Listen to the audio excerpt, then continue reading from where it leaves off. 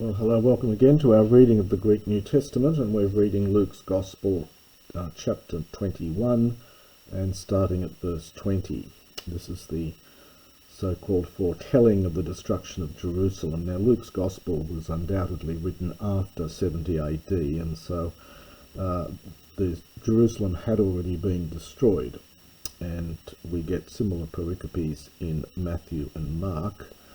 It's quite possible that Jerusalem had not been destroyed prior to Mark's Gospel, that Mark may have been written just slightly beforehand, but perhaps the writing was on the wall even then.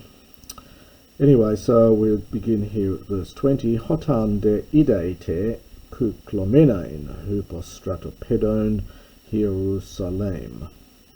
Totignote hoti eingiken he eremos artes. But whenever you see Jerusalem being surrounded, this is a passive from kukloo is the verb, it's an omicron contract verb. So whenever you see Jerusalem being encircled, perhaps might be better, by armies, from stratopedon is the nominative, at that time, gnote, this is imperative here from gnosko, know that its desolation has drawn near. Know that its desolation has drawn near. Toti hoi ente Judea fugetosan eis to ore kai hoi en mesoautes en karetosan kai hoi entais kurais me es orkestosan es autain. And at that time, now we get a third person plural imperative here from fugo. It's one of the rare occasions when the forms of this differ from classical forms. This is particularly, these imperatives, these third person imperatives are different to what you get in classical Greek. So at that time, let those in Judea, let them flee to the mountains. The nominative here is oros, third declension neuter noun, and those in its midst, that is in the middle of Jerusalem, I assume, ek kuretosan, ekkurio is to depart, to get out of the country, so let them depart, let them leave. Kai hoi entais kurais me es orkestosan es autain, and let those in the places, it's probably in the surrounding areas. Kura is a word just meaning a land, so let those in this, perhaps in the surrounding lands, let them not enter into it. Lots of third person plural imperatives here. Hoti hemerai ek dikasios hautai asin to place thenai panta tage gramina. Because these days of ekdikasis, this is a word meaning vengeance or punishment. It's really a law court term, getting decay, getting recompense, and hence punishment or vengeance. So because the days of vengeance, they are the days of vengeance are, and then we get 2 plus the infinitive. The place stena is from pimplami, to fill. So for all the things written to be fulfilled, and we get 2 plus this, so it's purpose. So we might say these are the days of vengeance, for the purpose of fulfilling all that which had been written, or that which has been written, if you take it as a perfect here. So we have to put a verb in here between the haute and the hemerai. So these are the days of vengeance, so as to fulfill all that has been written, all the things that have been written. Uai tais en gastri ekousis kai tais theladzousis en akanais tais hamerais. Lots of ice sounding endings here. This again is something that Greek likes to do from time to time. Estai ga ananke megale epites ges kai orge to la tuto. But woe to literally the ones having in their stomach. Now gaster can mean stomach, can also mean womb.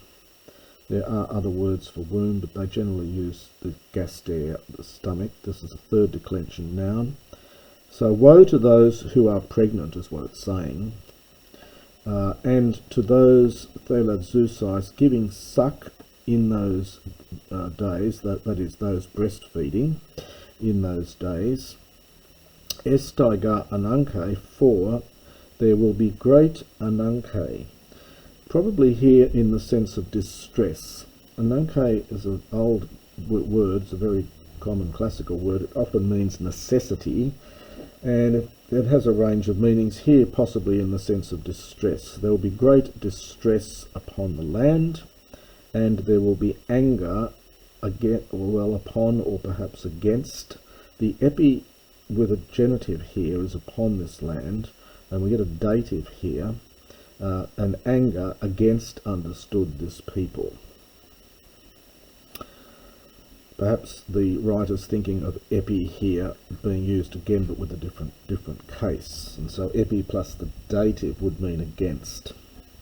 Kai pasuntai stomati makairas kai aiskmalotistes sontai es to ethne panta. And they will fall, future from pipto pesumai epizon, they will fall literally by the mouth of the sword. We might say by the edge of the sword. The Greek says the mouth of the sword. And they will be taken into captivity. This is a lovely word. It's the theisontai is all part of the future passive. The aikmalotos root.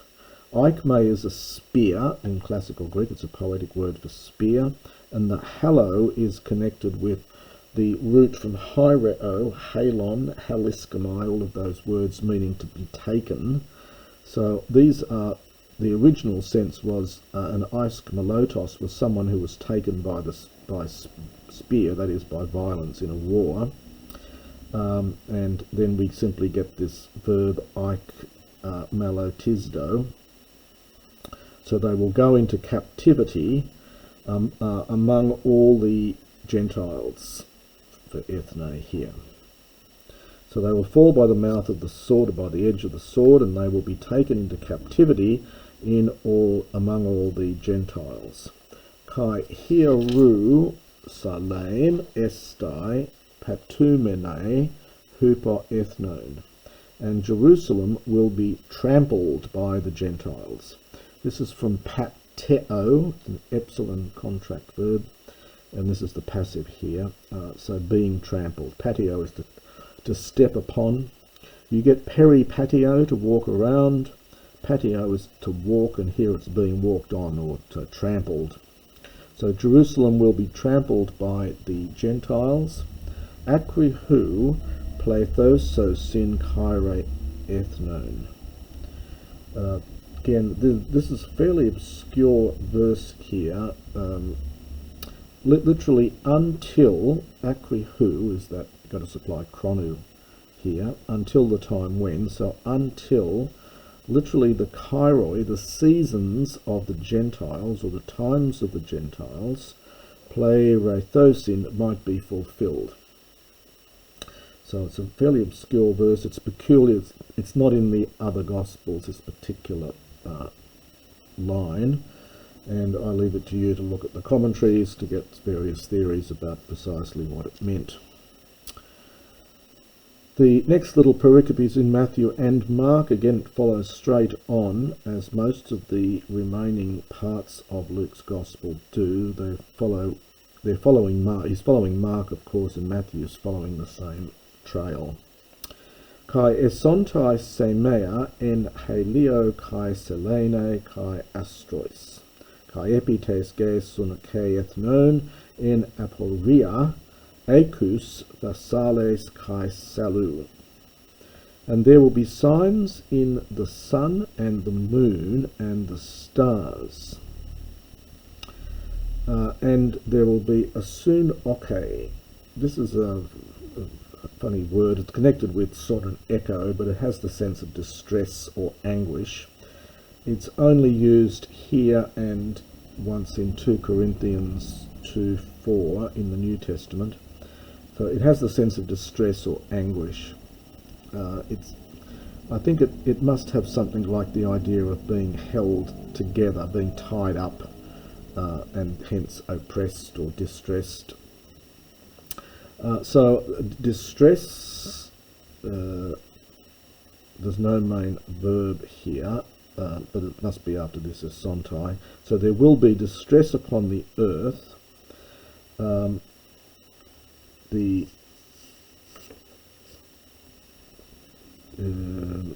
Now the ethnon is, this is slightly difficult here. So we've got a genitive here, so it must be from. So there will be distress upon the earth from the Gentiles, literally in the perplexity. Acus, this is the genitive here from akos, the roar or the sound of the sea. Kai salu is the shaking, so perhaps tossing of the sea. So that's a rather, again, a fairly obscure line here. So there will be distress from the Gentiles in the perplexity of the sound and tossing or shaking, thalases, of the sea. Apopsukonton anthropon hupophobu kai prostikias ton ekomenon te oikomene. Now this is a genitive absolute. Apopsukio is the verb. Sorry, apopsuko is the verb. It means to stop breathing, but it has the sense of more of a faint. So when men are fainting from fear, and prostokias, the expectation of that which is coming against them, with the epi, or of that which is coming against the oikumene, the inhabited world. For the dunamis, the powers of the heavens, saluthesontai, will be shaken. Future passive from saluo.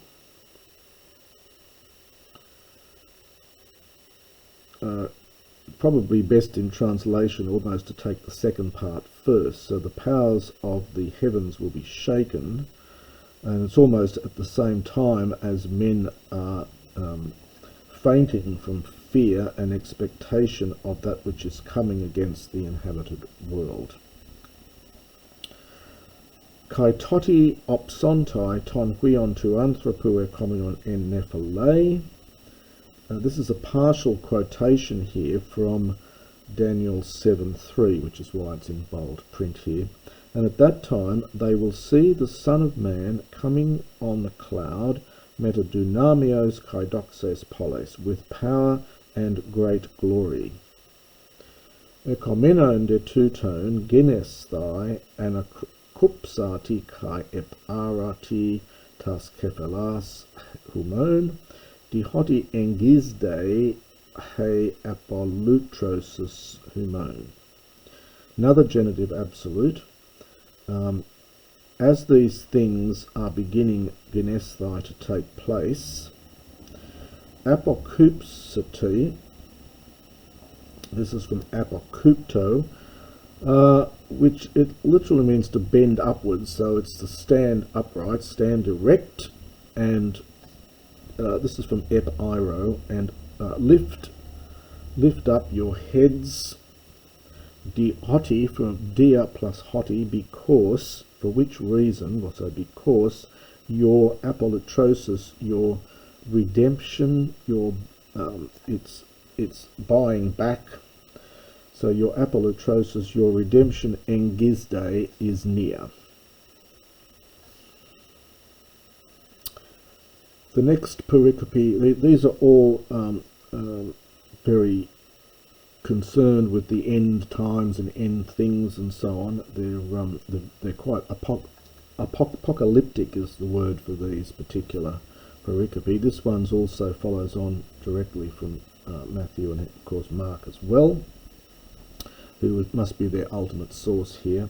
Kai apen parabolein autois, and he said a parable to them. Iditi tan sukain kai panta tardendra. Behold the fig tree and all the trees. Hotan pro balosin aide blepontes af hiauton ginosketi hoti aide engus hotheros estin. So so whenever the aide often means now, but whenever at that time. Now pro balusi, we have to supply something like fula here, the leaves. So when they send forth, when they cast forth, so when they sprout perhaps, so whenever at that time they sprout leaves, understood, blepontes, looking from yourselves, looking I should say, and then this goes with the verb here.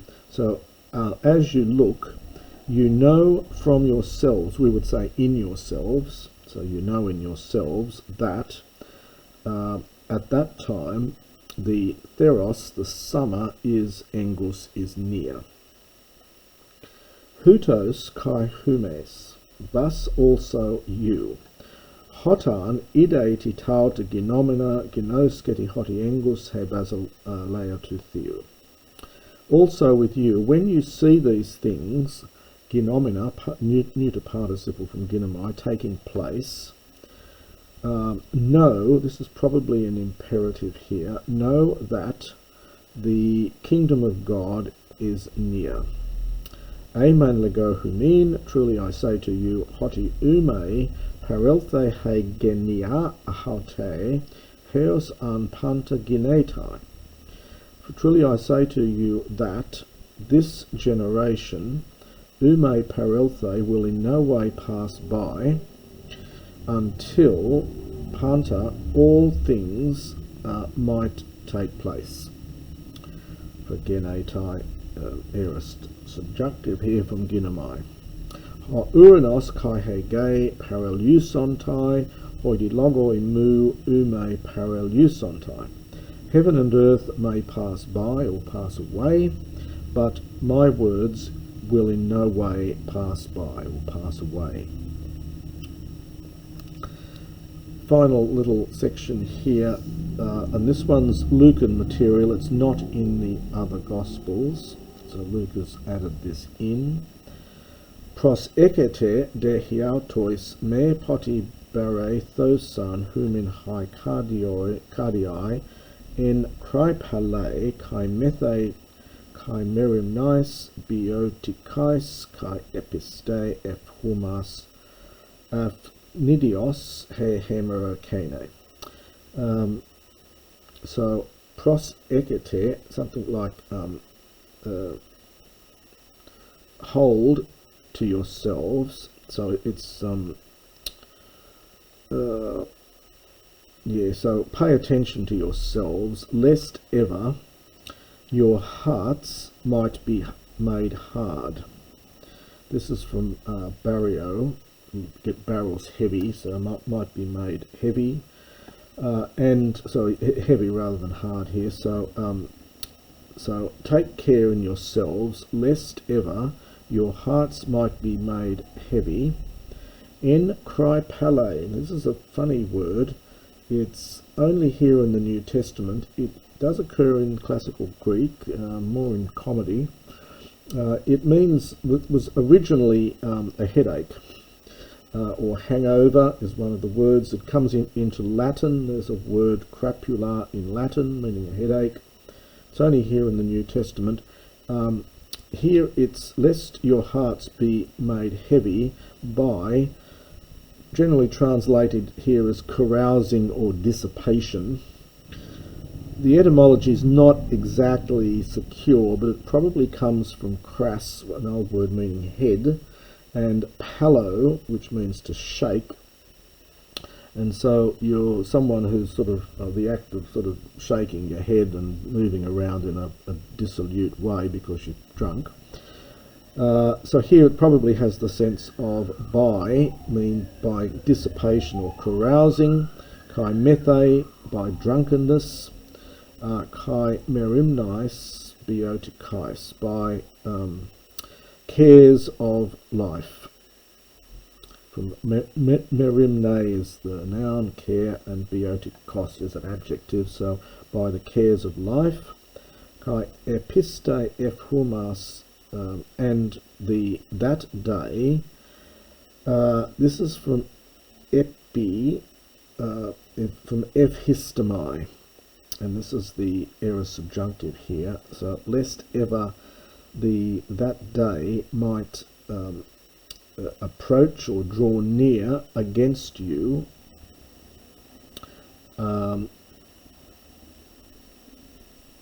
Sorry, it's and, not lest ever. So sorry, let me do this bit again.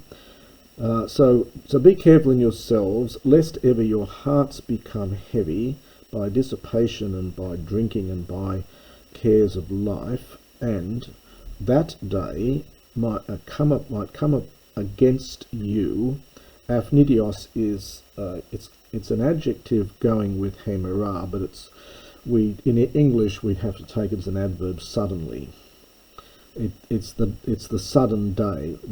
So it's literally that sudden day. It's a two termination adjective. So even though it ends in os, it ends in os, but this is feminine because there's only two termination. So it is an adjective, but in English we take it as an adverb. We translate it as an adverb. So lest ever that day might come suddenly against you. Hos pagis, like a trap or a snare. A pagis is a snare or a trap. Eis eliusotai gar epipantas tus kathemenus epiprosopon passes tes ges. For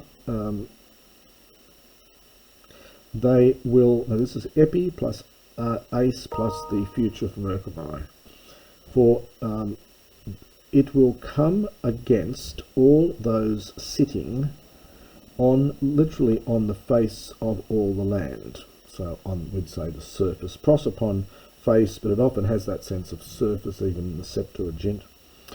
So for it will come, this is this day he mentioned before, will come upon all those who are sitting on the face of all the earth.